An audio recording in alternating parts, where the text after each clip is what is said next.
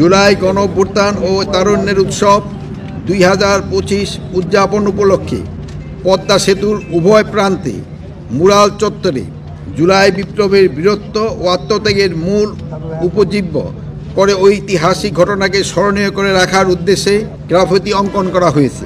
জুলাই বীরত্ব ও জুলাই আত্মত্যাগ নামের গ্রাফিতি আমাদের মনে করিয়ে দেবে স্বাধীনতা ও গণতন্ত্রের জন্য তরুণ সমাজ কীভাবে আত্মত্যাগের নজির স্থাপন করেছিল।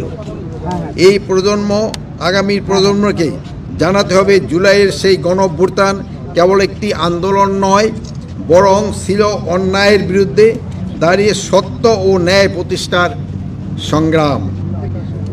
ছাত্র জনতার নেতৃত্বে সেই আন্দোলন গণমানুষের প্রত্যাশাকে একত্রিত করে জাতিকে নতুন দিশা দিয়েছিল।